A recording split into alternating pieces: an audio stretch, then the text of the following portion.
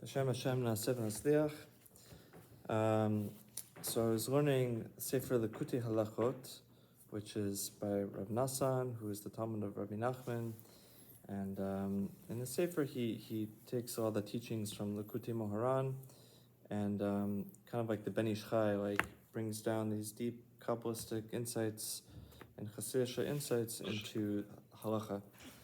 So I was learning about Rosh Hashanah, and there are just some concepts that really just made me think and really were really profound. I wanted to share, and it's much easier if I read it in English because it just flows better. I tried doing it in Hebrew and translating, and it just felt kind of stagnant. So I'm just gonna read the English because the way the book prints it, it's just so beautiful. Okay, so this is Rosh Hashanah Aleph in the Likutei Halachot, which is in Orach Chaim 3, part 2. Laws of Rosh Hashanah. Regarding the Shofar, based upon what the Rebbe writes in the Likutei Moharan 1:9 on the verse, make a skylight for the ark and place the door of the ark at its side, make it of a bottom floor, a second floor, and a third floor. In sum, when darkness and forces of evil surround us on all sides, the rectification is through truth, seeing that one's speech and prayer emerges from one's mouth in truthfulness. Through this, God will shine into the person, as in, God is my light and salvation, in Psalms. And one will thereby be able to open a door in the darkness in which one is trapped. Study there well, and I heard directly from the Rebbe's holy mouth more than what is written there. Through this, prayer, which corresponds to Yaakov and his sons, is rectified. This corresponds to the sound of the shofar, which alludes to repentance, as in Shafru, improve your actions, Midrash Tehillim. As stated regarding the shofar, awaken, O sleeping ones, from your slumber. Thus, the shofar, which corresponds to the world of the future, corresponds to Bina, understanding, which corresponds to repentance. This corresponds to the sound that emerges from the shofar, which corresponds to the voice of truth that emerges from the depth of the heart, as in, from the depth I call out to you, O God, and Tehillim. From the narrows I call out to God. This means that when one is greatly overwhelmed by being surrounded by on all sides, one then turns oneself to the truth and calls out to God sincerely from the depth of the heart, through which one is rescued from the darkness, as in, place the door to the ark at its side, which corresponds to, answer me in expansiveness, O God, for the narrows are expanded and one is able to leave. The sound of the shofar corresponds to truth, which corresponds to Yaakov, as written, grant Titan emes leYaakov, grant truth to Yaakov, as in, the voice is in the voice of Jacob. That is why the Rebbe writes that Yaakov corresponds to prayer, for the rectification of prayer comes through truth, which corresponds to Yaakov. That is also why only the sound of Truah is mentioned in the Torah, and the other sounds we derive from there. As our sages said in Rosh Hashanah, since Truah corresponds to Yaakov, for the essence of the sound of the shofar alludes to him, as said, thus the Truah sounds like a moaning and wailing, in that one moans and wails and calls out to God in order to return to him, and the blow of a simple sound from the shofar before and after the Truah also alludes to repentance, in that initially one was simple and whole before one damaged, and after one damaged and became broken, as in disgrace, Shavra has broken my heart. And they pursued them until Shvarim, the place where they were broken, in Yeshua. Through the Truah, which corresponds to truth, one is restored to being simple, which is Tekiah, the simple blow of the shofar after the Truah.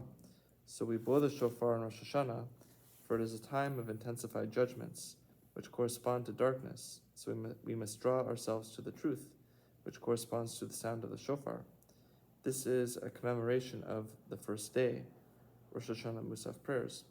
For at the beginning of creation, darkness covered the surface of the depth, as we see in Bereshis, and in the Spirit of God, which corresponds to Yaakov, who corresponds to Spirit, as written, the spirit of their father Yaakov was revived, and Yaakov corresponds to the truth, hovered upon the surface of the waters, to banish and dispel the darkness through truth.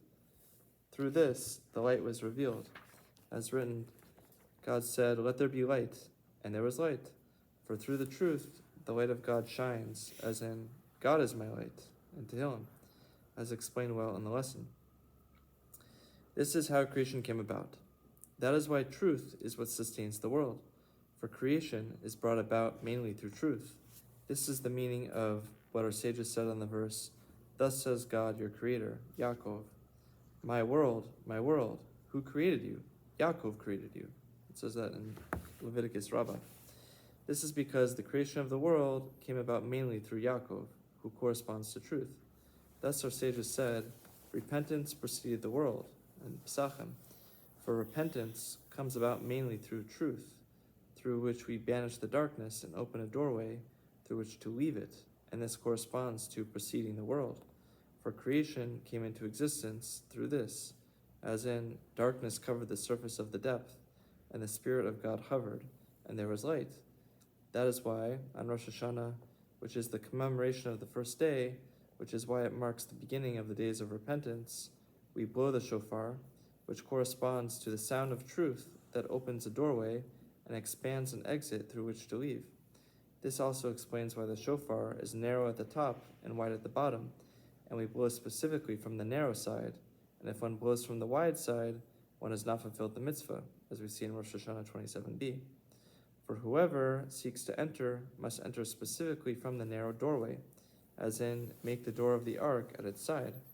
As I explicitly heard the Rebbe say, that one must specifically open a new door. This is, as our sages said, the letter He symbolizes this world that is open at the bottom, so that whoever wants to leave can leave, and it is open at the side, so that whoever wants to enter can enter. And it says that in Menachos 29b. Upon which the Talmud asks, why can one not enter through the way one exited? And the answer is given, it's not possible. This corresponds to make the door of the ark at its side, specifically at its side, for one must enter specifically through the narrow doorway that is on the side of the hay. Then God expands the doorway and takes the person out, which is, answer me in the expansiveness, O God. This corresponds to the shofar being narrow at the top and having to blow out the sound of the shofar, which is the sound of truth, specifically from the narrow side, and then God expands the passageway. That is why if one inverted the shofar and blew out of it, one has not fulfilled the mitzvah. Whether one inverted it inside out, or widened the narrow end and narrowed the wide end, for proper repentance is to repent with the same body and in the same issue in which one had sinned, it says in Yoma, returning through the narrow straits to God.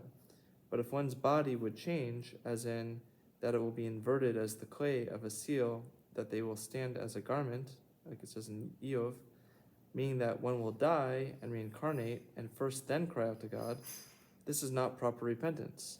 For one must repent specifically with his body as it is, passing through the narrow straits, and from there call out to God and sincerely return to him. Then God will expand the way, and then one is blowing the shofar properly, corresponding to authentic and proper repentance. Thus, if there is a hole in the shofar, it must be sealed up specifically with its own material, for one must rectify in that in which one has sinned. As said, that is why one individual can blow the shofar for many people. For if there is one individual who arouses himself and sincerely cries out to God, he opens the doorway through which others can leave their own darkness. Thus, since the individual is intending to bring others out of their darkness, then anyone who wants to leave and has that intention is able to leave their darkness through the passageway opened by the individual. That is why the shofar blowing is dependent upon one's inner intention. And if one blows unintentionally, or just to make the sound, one has not fulfilled the obligation, like it says in Orach Chaim. For it is all dependent upon one's intention, since one must intensely focus one's heart to cry out sincerely from the depth of the heart. That is what our sages said. Whoever is not obliged to some ritual obligation cannot exonerate others from their obligation, like it says in Rosh Hashanah 29b. This alludes that specifically one who is very obliged, indebted with sin, whether only in his own eyes, or is in fact obliged, and out of the great darkness and oppressing straits that surround him on all sides, he cries out sincerely to God. This person is able to open a doorway through which others can also pass. Our sages said a similar thing. Only one who has a bag of worms over his back should be given any public appointment. It says that in Yoma. Thus, specifically one who is obliged to repent and is carrying the yoke of repentance is able to help others get out of their obligations by opening for them a doorway through his sincerely calling out to God. That is why the truah is 3 blows, and the shofar blowing altogether is triple, 3 blows of each of the 3 different sounds. This is because the shofar blowing corresponds to truth, which is triple, corresponding to fire, water, and air, which correspond to beginning, middle, and end, through which the 3 worlds corresponding to bottom floor, second floor, and third floor are rectified, as the Rebbe writes there. That is why the shofar blowing is done during prayer time, for through it is prayer rectified. And that is why there are 12 blows of truah, 6 before Musaf and 6 during Musaf. The truah blows are the most important, corresponding to the 12 tribes, Yaakov's sons, who correspond to the 12 versions of prayer that are based upon the truth, which corresponds to truah, and the others are only supplementary. This is why the shofar corresponds to the exodus from Egypt. The essence of the exile in Egypt has become of a blemish in prayer. And similarly, regarding the future is written, a great shofar will be blown in Isaiah. For the redemption is dependent mainly upon this, upon the rectification of prayer through truth. Shofar corresponds to Yaakov, as in Shufrei. The appearance of Yaakov resembled Shufrei of Adam, it says in Zohar. And this is blow a great shofar for our freedom and raise a nes, a banner, silent prayer. For through the shofar, which corresponds to truth and to the rectification of prayer, nisim, miracles, are elevated, which corresponds to prayer, as explained in the lesson. Regarding the 100 blows of the shofar, based upon what the Rebbe writes in the Likutei Moharan 160, the shofar corresponds to the manifestation of Ah, through which one attains great wealth, and Ah corresponds to the fear of Yitzhak, the Pachad Yitzhak, and Isaac attained wealth by evoking length of days, which corresponds to Ah, into the land of the Philistine. As written, it came to pass that when he had been there for many days, through which he attained wealth, as written, Isaac planted, and he found 100 measures. Corresponding to this, we bore 100 sounds from the shofar, corresponding to the 100 measures that we attain through the shofar. That is why the shofar blowing is triple, 3 of each of the 3 sounds, corresponding to the manifestation of complete Ah, which is 3 channels, each one comprised of 3. This is why someone must call out the sounds for the blower, for the manifestation of Ah is mainly through speech, that comes through an arousal from sleep. Thus there is one opinion that the first tekiah sound should not be called out for the blower, for at this stage we are still lacking speech, as in takata, if you have given your hand for a foreigner, you have become trapped in the words of your mouth, it says in Proverbs. For tekiah alludes to this.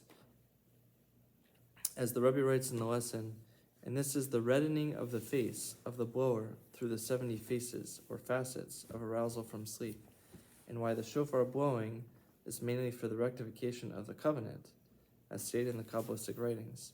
For through the Ah that is manifested through the shofar, female beauty is subdued, and we attain the rectification of the covenant.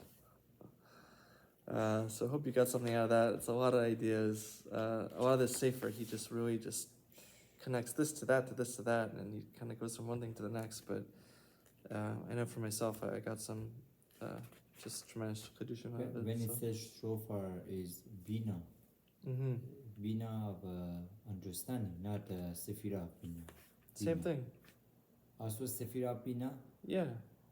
Yeah, which is the sphere of understanding. Because it causes understanding. It causes awakeness. Oh, it does. Awakens us. Yeah. To do the shofar. Beautiful. Yeah. Okay. Azak Baruch.